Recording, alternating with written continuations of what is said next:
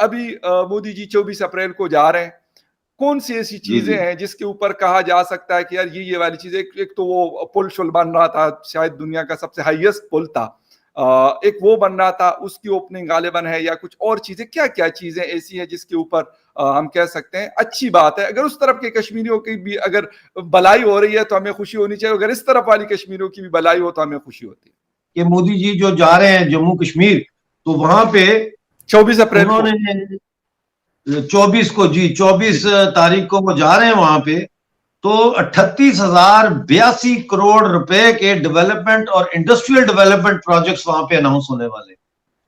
तो हमें कहा है कि टेंशन भैया, हमें कोई टेंशन नहीं है। देखें, पहली बात तो ये है कि 5 एक्सप्रेस वेज का इफ्तिताह होगा, उनका संगे इफ्तिताह नहीं होगा, संगे बुनियाद रखा जाएगा फाउंडेशन। जी बिल्कुल, जी जी। इसके अलावा 1400 मेगावाट के हाइड्रो पावर प्रोजेक्ट्स लग रहे हैं, एक 850 मेगावाट का है, दूसरा जो है वो 540 मेगावाट का। जबरदस्त। तो इसके अलावा जो है वो मैंने आपको बताया 38,082 जो है वो करोड़ रुपए के इंडस्ट्रियल प्रोजेक्ट्स भी लग रहे हैं वहां पे। लेकिन सर अभी अगर हम जनरल कमर जावेद बाजवा साहब के बयानात को देख लें, या कुछ आपको तब्दीली थोड़ी बहुत नजर आ रही है कि जो हिंदुस्तान के साथ पिछले 1-1.5 साल से कुछ चीजें चेंज हुई हैं? ये जरूर मतलब बातचीत नहीं हो रही, ये मुझे भी पता है, सिर्फ वाटर इशू के ऊपर जो है फरवरी में डेलीगेशन हिंदुस्तान का 15 रुकनी आया था, 3 रोजा बातचीत रही थी, लेकिन इसके अलावा कोई और आना जाना इस तरह नहीं है। लेकिन क्या आपको कुछ चेंज लग रहा है कि नहीं, मतलब वैसे ही है जिस तरह आज से 5 साल या 10 साल पहले, या मतलब खराब वाली सिचुएशन लग रही है? फखर भाई, देखें, ये बड़ा अच्छा सवाल किया आपने। बात ये है कि मैं इस बात को तस्लीम करता हूं कि चेंज थोड़ी बहुत आई है आर्मी की तरफ से, सही। लेकिन ये चेंज जो आई है ना फखर भाई, ये कोई नेक नियति की बुनियाद पे नहीं आई। अच्छा। ये इसलिए आई है कि Pakistan army was engaged in Afghanistan. Pakistan army has been engaged with Imran Khan. How to do whatever they have done now and bring Shehbaz Sharif into power.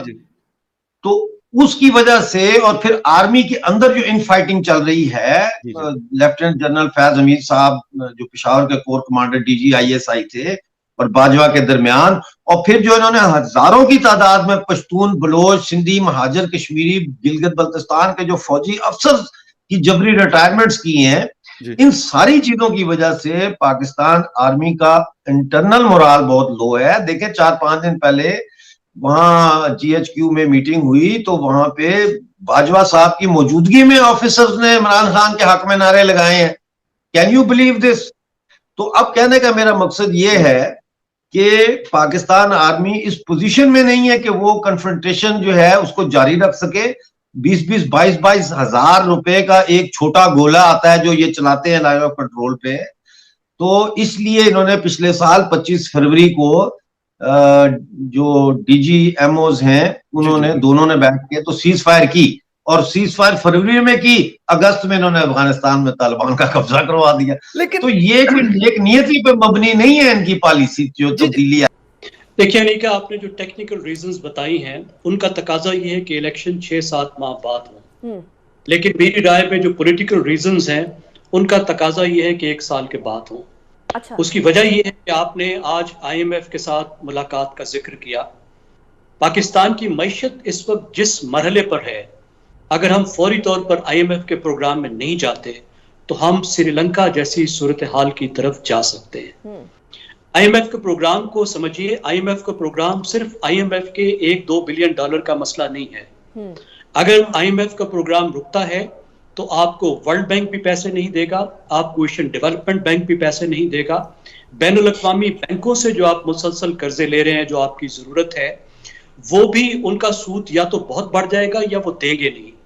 जो मार्केट्स में हम बॉन्ड फ्लोट करते हैं उनका सूद इतना ज्यादा हो जाएगा कि हमारे लिए बॉन्ड फ्लोट करना मुमकिन नहीं होगा।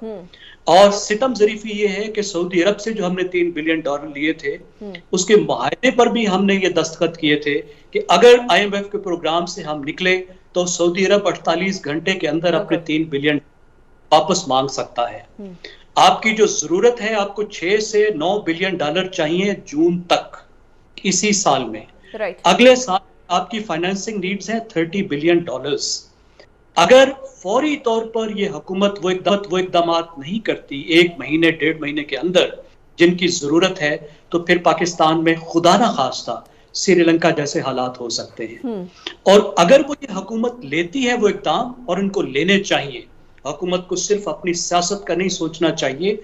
जब मुल्क की इक़्तिदार की लगामें उनके हाथ में है तो उन्हें उस तरफ जाना चाहिए जहां मुल्की मफादात का तकाज़ा है। ज़ैकूम खान साहब, आई गॉट योर पॉइंट, लेकिन मुझे भी ब्रेक की तरफ जाना है, फिर मैं आपसे बाकी पूरा जवाब कंप्लीट करती हूँ। सिर्फ दो लाइन जी, कंप्लीट कर लें। अगर वो इक़दामात लेते हैं तो उसका तकाजा ये है कि कम से कम इलेक्शन को 1 साल मुलतवी करें, ताकि थोड़ी सी सिचुएशन डेवलप हो जाए, जो उसका ब्लो बैक है वो संभल जाए।